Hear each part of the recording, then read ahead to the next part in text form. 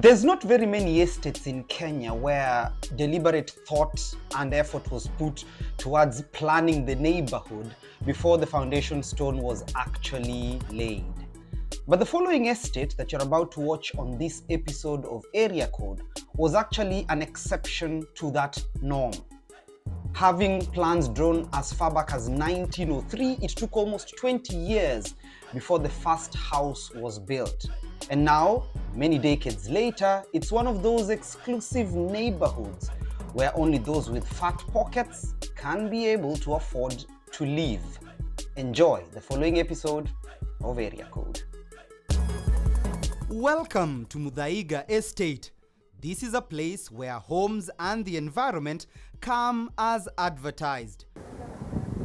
Here, high picket fences adorn every street and you'll rarely see anyone walk by.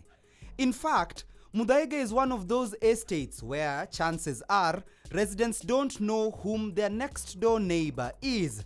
But thanks to the Muthaiga Residents Association, that analogy is slowly but surely changing.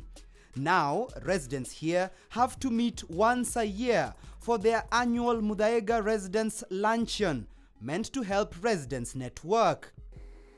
The brains behind the idea is this man, renowned judge, former director of public prosecution, and former chair of the Judges and Magistrates Board, Mr. Gertrude Rao. So the function of the Muthaiga residents basically has been to keep Muthaiga as was, or rather even as is. Keeping Muthaiga as was or as is, as Gertrude Rao puts it, is by no means a walk in the park. The residents have over the years fought off construction of commercial buildings, and to this day, Muthaiga remains perhaps just one among a very few number of estates that remains exclusively as a residential area. This is the only area in Nairobi where you do not find a single kiosk, for instance, because they are not permitted here. And we have had the cooperation of the police, cooperation of the county council in seeing that we do not allow any kiosks here in this area. So by and large, even the development properties, etc., are controlled very strictly, of course, by the county, but in liaison with us. We are in constant discussions with them as to the kind of development and the size of the development. Development in Muthaiga is highly controlled. Land here is sold mainly as half-acre plots meant for single dwelling for domestic purposes only. Here and there, you get to spot a few houses under construction, but to be honest, you have to have really deep pockets to call yourself a resident here. As per the first quarter of 2018, land here had been valued at 144.7 million shillings per acre. On average, if you intend to buy a 3-bedroom maisonette in the area, then you'll have to part with at least 71.6 million shillings. The rental price index here goes for about 308,000 shillings per month for rent. But to truly understand why Muthaiga is so expensive, you must first appreciate where the estate has come from. Unlike many of the estates we have today, Muthaiga was actually planned for. This is a copy of the actual map that was drawn as a design for the estate back in the 1900s by the colonial white settlers. The planning was meant for about 150 households. Now, Muthaiga hosts nearly 3 times that number. Even today, when you look at the title deeds of the properties, it still says that it is restricted to owning by Europeans only. Really? But obviously, it is not being effected today.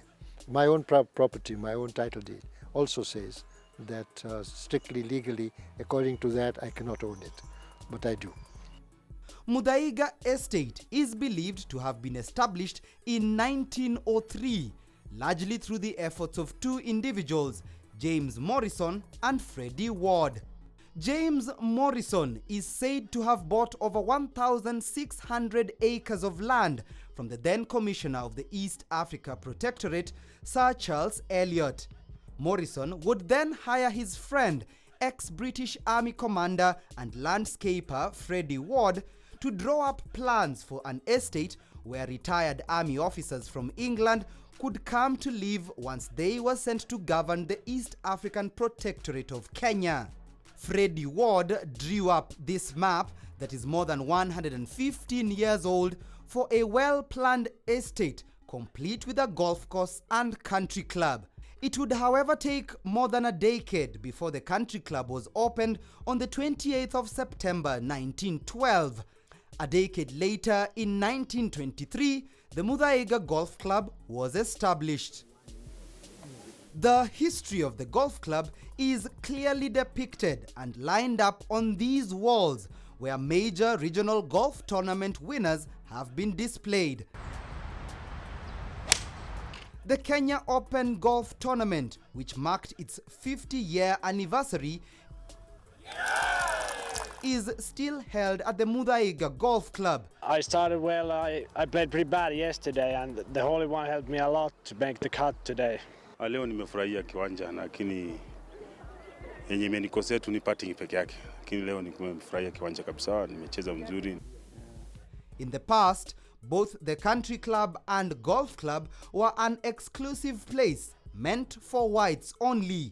Subsequently, the area around Muthaiga became home to white settlers, and that remained so until after independence in 1963. But Muthaiga still remained for quite many years, still a very European stronghold. I bought my house in 1970, and I think there were only 3 or 4 non-European houses here at the time that I came in. And Was there any African? there were no Africans at all at that time. I think the first African perhaps to come in, I think, was Charles Jonjo in this area. But we had Murumbi, who was the vice president. He lived here, I know. Gechaga had come in. Gechaga, who used to be on the BAT. So I think those were basically the only 3 that I knew at the time, that 1970, when I came in, that they were here. Sharad Rao has been a resident in Muthaiga Estate for nearly half a century.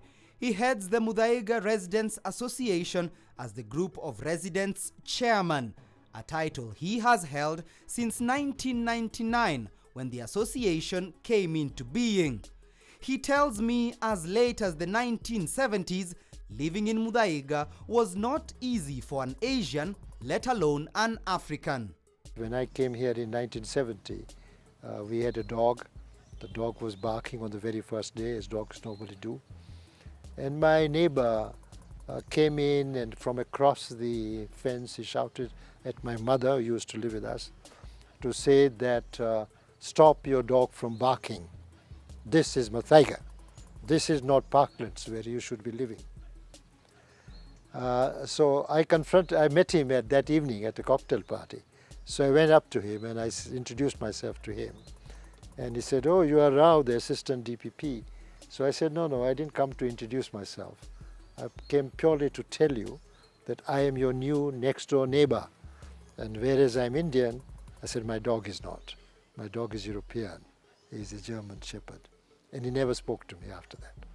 So that was the kind of atmosphere that we had even as late as 7 years after independence.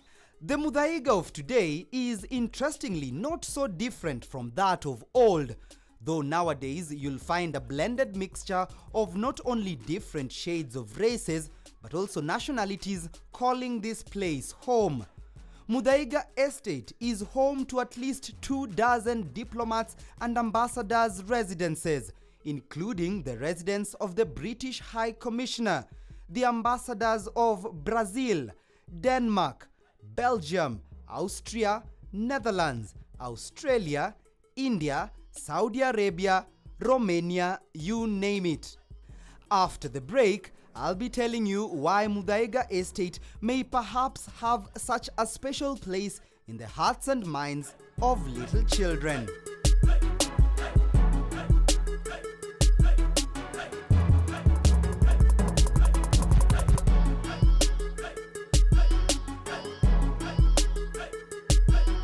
One of the reasons why high-end residential areas like Muthaiga are often referred to as leafy suburbs is because of the ambience of the place and the cool environment that usually accompanies such areas. That is no different for Muthaiga. This leafy suburb has no shortage of trees, a befitting characteristic considering Muthaiga's name was derived from the Kikuyu word for the green heart tree known as Muthaiga. The bark of the Muthaiga tree was used by the Kikuyu as poison for their arrows. The word was anglicized to Muthaiga as a word that Europeans could be relied upon to remember and pronounce properly, and was chosen by the man who designed the estate, Freddie Ward. The presence of so many trees and plants around is perhaps what attracted Sharad Rao and his wife to the estate. Another is because of the design of this house. He has built a chapel there. There's a chapel here. There is a chapel there, yeah. Oh. And This is perhaps the only house in Nairobi with an inbuilt chapel within its compound. So it belonged to a priest. it belonged to a priest, yes. Here, this one, Oh, this. yeah. This is the chapel. So somebody actually told you they got married here. Yeah, somebody got married here, and that was the last Englishman I met. And I tried to find some history of this, but nobody was able to tell me. I don't know. I couldn't come across anybody. I think most of them are dead and gone by the time we moved here in 1972. So we couldn't find anybody. There was one person who gave us the information, just one piece of information, but he also died soon after, so we couldn't get much in there. So this is the chapel we have, and yeah, it's a nice place. You feel, and that's why, you know, there is a lot of peace. I think when there is, people have prayed here so much that I always, many people come here and they say, you know, we get a kind of peace here, you know, tranquility. But the chapel is no longer in use. The couple has since converted the place into this rather comfortable looking guest room. Yeah, here there was this pulpit, little bit raised land, and little bit, so we have just made it flat, and then when my children come, we put all the beds here. This would have been my favorite room. Yeah. It's very, very peaceful when you actually come and sit here. Only thing, it is not so bright because it's a chapel. Yeah. But when I came here and this was empty, and whenever I entered, I felt, oh my goodness, it's so peaceful, and some kind of a feeling you get, good feeling, nice feeling you get. Very nice. Most of the land acreage where Muthaiga is now located was initially a mixture of residential and farmland. In fact, in 1901, the white settlers began using part of what was then over 2,000 acres of land into a dairy farm. Mrs. Sanbach Baker, who owned tracts of land here, began the first dairy production of milk and butter in the entire East African region. Years later, Muthaiga would be known as the British East Africa Protectorate's first and most thriving dairy farm in the entire region. And she was being called Queenie, so they used to call it Siagi, Queenie. So she used to produce milk and to produce butter, as it were. But farming is not the only legacy left behind of this place. The history of Muthaiga Estate cannot be talked about without mentioning the Gertrude's Children's Hospital that in the past began as the Gertrude's Children's Home, a goodwill project spearheaded by then colonial master Colonel Edward Grogan in honor of his late wife Gertrude. This particular facility becoming the first of its kind in East and Central Africa, specializing in the care and treatment of young children. The facility was officially opened in 1947 and was initially known as the Gertrude Gardens Children's Home before it was later changed to the Gertrude Children's Hospital. The hospital's legacy has been attributed to powerful colonial businessman Edward Ewart Grogan, who was known as Kenya's good old man. Grogan is known for the immense love he had for his wife, Gertrude, that he walked from Cape Town in South Africa to Cairo in Egypt to prove to Gertrude's father that he was worthy enough for his daughter's hand in marriage. That incredible journey is now famously known as the Cape to Cairo Walk.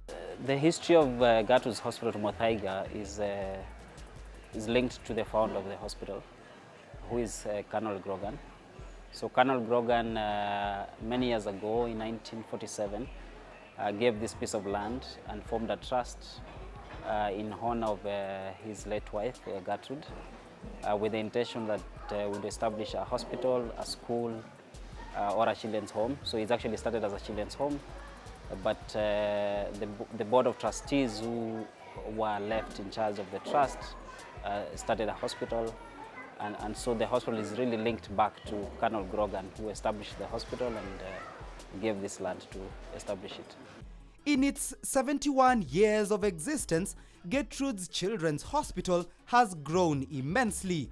The facility, since the year 2000, now has 15 branches countrywide. Although the hospital is a children's hospital, in addition to taking care of the children of the people in the community, it also provides emergency care to the people who stay around the community. So be it adults or children, they will first come here in case they have an emergency before they go to an adult hospital. The Gertrude Children's Hospital in Muthaiga has a bed space of 100, but the entire chain serves approximately 1,100 young patients daily, translating to about 320,000 patients countrywide annually. Would I be wrong to say perhaps this most likely was the first children's medical facility in the region? So Gertrude Children's Hospital was the first children's hospital in Eastern Africa, and you might say the largest in Central Africa. It still remains the largest children's hospital in Eastern Central Africa. Right now, I think by patient population is actually the biggest children's hospital in Africa right now. And so we serve both the community in Kenya, but also we get a lot of referrals of patients from the Eastern Central African countries. Being the largest children's hospital in Africa, the CEO tells me, coupled with a rich history attributed to Gertrude's hospital, helps them maintain a sense of perspective that all they're doing is not for short-term benefit, but rather is attached to a greater purpose and legacy associated not only with the man Grogan, but also the estate of Muthaiga, where the head office is located. It's a legacy that some business operators in the area, like motorbike operator Joseph Mwangi, may never truly understand. I imagine it must have been hard for him to introduce his business here, in an estate where a majority of the residents own and drive cars. Watu walikuwa wanipokei, hata wakazi wapo walikuwa wanitambui. Nilikuwa na shida sana. Sababu ya kusimama, mali ya kusimama, kuna mtu alikuwa ananipokea. Sababu hii biashara ilikuwa mgeni kwa sehemu hii. He had to enroll and become recognized by the Muthaiga Residents Association for him to be allowed to operate within the estate, and in order to gain enough credibility to gain customers. Watu hapa huwa si wagamu wala si wa, ili ni watu wana suspect, ni watu wa suspicious sana. Huwa hawapendi wageni. Mara mingi huwa wanaogopea security yao. Kwa hivyo mpaka wakujue ndio watakupatia biashara. But nearly 10 years since he began working in the estate, Joseph is holding his own. And if you ask him, he wouldn't ply any other route aside from the Muthaiga one. Hapa tunapenda sababu barabara iko sawa, hali ya mazingira pia. Hata kama mimi ni bodaboda, ukiniangalia unaona vile niko, si kama kawaida kule kwenye mashimo, kwenye maji. Unaona? Sasa sisi huwa tunapendelea hapa pia katika pande ya maintenance ya pikipiki. Nakuwa kama pikipiki kama yangu ina mwaka na unaona bado iko mpya. And he is right. Roads here are as smooth as butter. The only turbulence you'll ever experience in Muthaiga are the occasional bumps located at strategic points within the road's network. some, if not most estates, usually have one form of challenge or another. That doesn't seem to be the case in Muthaiga. Do you as residents have any challenges? We have a challenge. Our challenge is with others wanting to come into Muthaiga, with others wanting to come up and put up commercial properties here. They want to put up restaurants, they want to put up flats, they want to put up shopping centers. That is the challenge, all right? And that we have been able, to, fortunately, to contain. And we have a very good rapport with the County Council of Nairobi. In fact, I was there this morning to meet with the planning department for these kind of issues. And as I say, we have a good rapport and we are able to keep it in check. Mm-hmm. Yeah. Why, and I'm speaking here on behalf of perhaps the common Mwananchi, because that same challenge was highlighted in Kileleshwa when I covered there, Kilimani, as well as Lavington. But for the Mwananchi on the ground, they don't understand why would residents not allow the coming up of commercial buildings or restaurants or shops along the road. Perhaps can you explain a reason why that is not allowed in such areas? If we allowed it, then we would be like any other. I mean, we would become a parklands or we would become a westlands, and we are very keen to keep up the neighborhood as is now, and almost all the residents, not almost, all of them, unanimous on it, that as far as possible, we want to keep it out. I mean, there may come a day when we may not succeed, and it might start changing. But for the moment, we have been able to control it. That rich, exclusive feel. That's right, yeah. Not because we want to be exclusive, it's because we want to preserve the area as it now is. Timothy Otieno, KTN News.